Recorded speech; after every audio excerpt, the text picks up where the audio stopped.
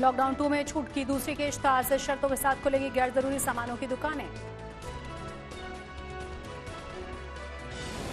सिर्फ कॉलोनी और ग्रामीण इलाकों की दुकानों को परमिशन, मॉल और मार्केट कॉम्प्लेक्स को कोई इजाजत नहीं।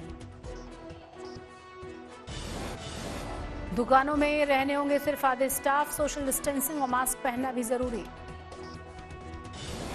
थिएटर, बार, जिम और स्पोर्ट्स कॉम्प्लेक्स पर पाबंदी जारी, ऑडिटोरियम और कम्युनिटी सेंटर पर भी रहेगा ताला।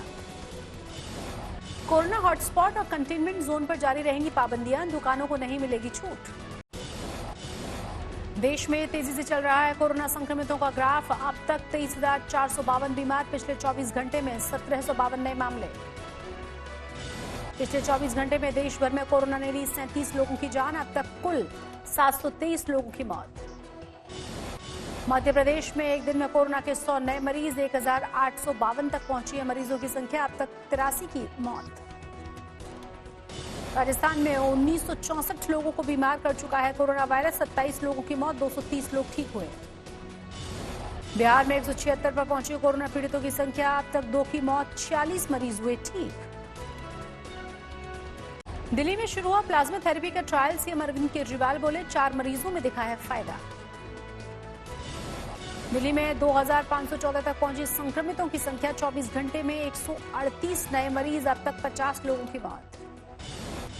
दिल्ली के बाबू जगजीवन राम अस्पताल में 7 डॉक्टर्स और अस्पताल के स्टाफ कोरोना पॉजिटिव, अब तक 14 लोगों में संक्रमण।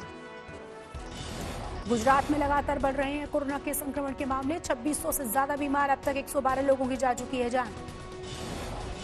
अहमदाबाद में 1600 से ज्यादा संक्रमण, सब्जी वाले और घर सामान पहुंचाने वाले से भी संक्रमण का बड़ा खतरा।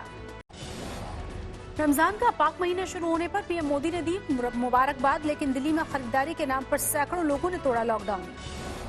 रमजान में सोशल डिस्टेंसिंग का पालन करने की अपील, फतेहपुरी मस्जिद के शाही इमाम मुफ्ती मुकर्रर का बयान, लॉकडाउन में घरों में रहे। दिल्ली में रमजान की पहली नमाज से पहले जामा मस्जिद इलाके में सन्नाटा पसरा, लॉकडाउन में रहे लोग।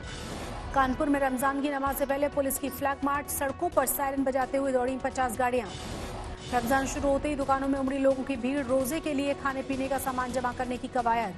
शुरू होती ही अजहरुद्दीन ओवैसी का सरकार पर हमला, कहा लॉकडाउन से क्या फायदा हुआ। तबलीगी जमात के फरार चीफ मौलाना साद से आज तक का सवाल जवाब, कहा एजेंसियां जानती है मैं कहां हूं।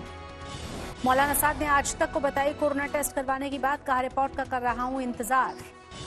इलाहाबाद यूनिवर्सिटी के प्रोफेसर मोहम्मद शाहिद निलंबित, विदेशी जमातियों को छुपाने का आरोप, पहले हो चुकी है गिरफ्तारी।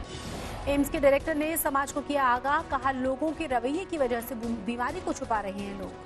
चेन्नई में लॉकडाउन के बीच फुटबॉल खेलते हुए नजर आए लोग, ड्रोन के आने के बाद अफरा तफरी मची। अनंतनाग में 2 आतंकवादी ढेर, अरवानी इलाके में सेना के ऑपरेशन में हुआ सफाया। गुवाहाटी में पुलिस के साथ मुठभेड़ में 2 आतंकवादियों का खात्मा, भारी तादाद में हथियार बरामद। दिल्ली की रोहिणी जेल में ब्लेडबाजी का वीडियो वायरल हुआ, लहूलुहान कैदियों ने जेल इंचार्ज पर लगाया है आरोप। राजस्थान की सिरोही में 2 गुटों में चली तलवारें, 2 लोगों की मौत। अमेरिका में 50,000 के पार हुआ मौत का आंकड़ा, 8,87,000 लोगों में बीमारी का संक्रमण। न्यूयॉर्क में अब तक 15,500 लोगों की मौत, करीब 2,64,000 लोगों में वायरस का संक्रमण। फ्रांस में पिछले 24 घंटे में 516 लोगों की मौत, अब तक करीब 22,000 लोगों की जान ले चुका है वायरस। यूरोपीय देशों में कोरोना से हो रही मौत को लेकर दिल दहलाने वाले आंकड़े, डब्ल्यूएचओ के मुताबिक केयर होम्स में रहते थे करीब आधे लोग। फिनलैंड के प्रधानमंत्री सना मरीन ने खुद को किया क्वारंटीन, अपने निवास में काम करने वाले कर्मचारी के संक्रमित होने के बाद उठाया कदम।